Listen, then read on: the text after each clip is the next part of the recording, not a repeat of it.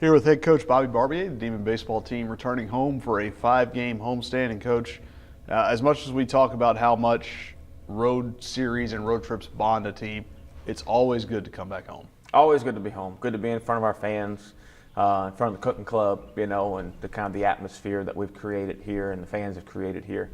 It's good to sleep in your own bed, and for me personally, it's good to go watch my daughter play t-ball tonight.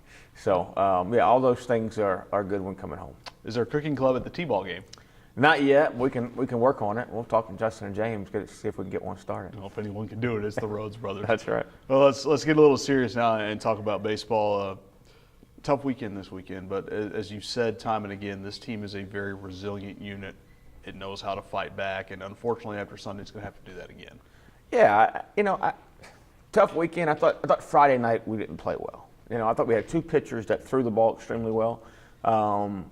So the game looked like it was a well-played game, going however many innings we went that day.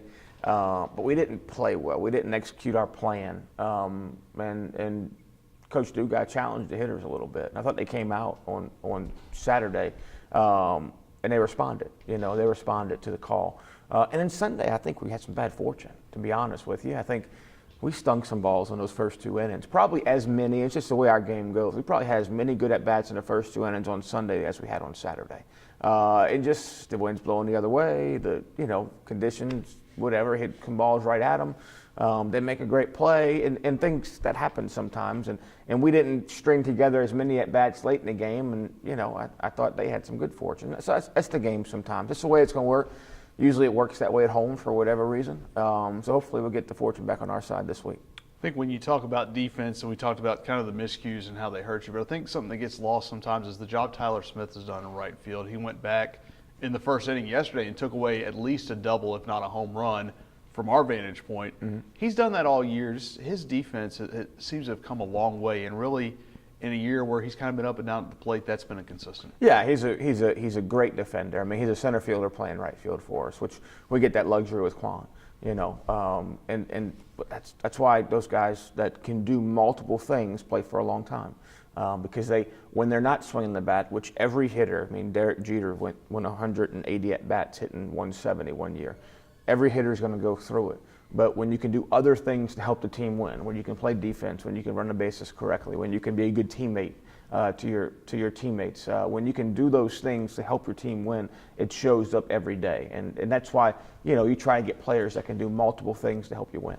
You'll start this weekend, or this week rather. It's a 5-game week again. They're all at home, starting with Mississippi Valley on Tuesday and Wednesday. And this is a series that started a few years ago, but it's been one that's become a constant. It's become a good relationship between the two schools. Yeah, we play every week, twice a week. Every single year.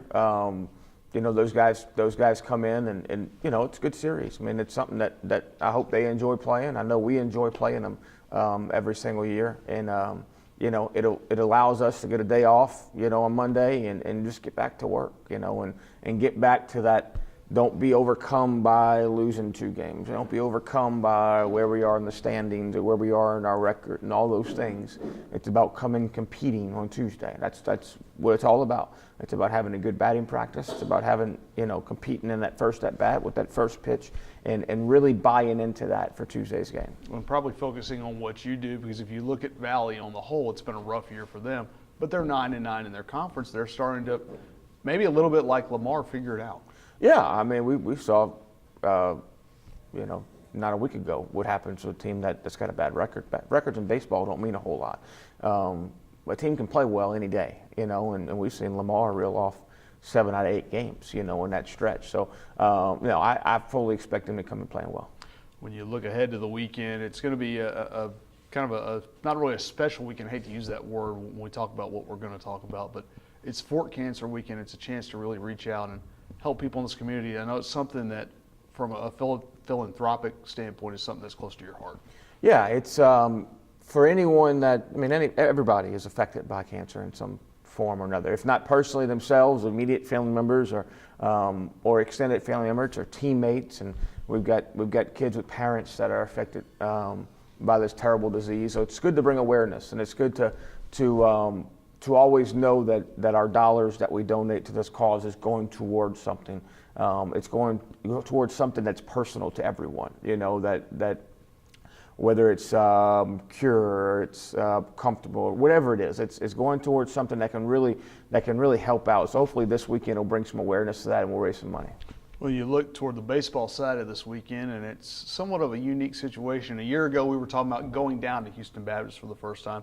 Now they come here. It's still a team you don't have a whole lot of history with. So this is one of those things, I think, and you've said it, you've mentioned that it's coach speak, but you really focus on the chance to go compete. That's right. We don't know a whole lot about them yet. We'll know more about them as the week goes on. We're really concerned with Mississippi Valley right now. But it's they've done a really good job. Obviously, in a great location. You know, they've gotten some good players. They do a really good job on the West Coast. They get quite a few players on the West Coast, and I was really impressed when we went down there and played them last year. So it'll be a tough series. I think they're top 3 or 4 in the standings this year again. So it'll be a really, really tough series. Really good to be at home against a good opponent and see how far this team has come. You know, see how far we've come. Over the first however many weeks we've played in the season. So I'm excited about watching them compete on Friday. When you look at them, they've also had Jared Moon's been there for, I think, 11 or 12 years. Xavier Hernandez, as pitching coach, has been there for a while. Mm-hmm. Continuity in a staff, how does that affect a team and a program? Well, it's a lot, and it's hard to do in today's age of college sports. It's really hard for a variety of different reasons. Just think about a pitcher having multiple pitching coaches over the course of his career, guys that want to do things different ways, and him trying to learn different ways of how to do things. Our sport is more of individual coaches are more mechanical, than other sports, and there's so many different ways to do it in baseball. You could have 2 guys that have completely different ways of thinking of how to go about it. I mean, I have. In pitching have a much different way than a lot of people do. So it's tough for guys, and I think that's why as the overseer, as the head coach, is that you have to have a plan that remains consistent through whoever comes in. I think Coach Saban at Alabama does a really good job of that. I think whoever comes in as his coordinators, they know what's expected, of how he wants to play, and if they're going to take that job, they got to fit that mold, and I think that's big in a staff, and wholesale changes are tough on guys. Now sometimes they need to be made, but I think that's probably a big reason for their success. All right, thanks, Coach. Thank you.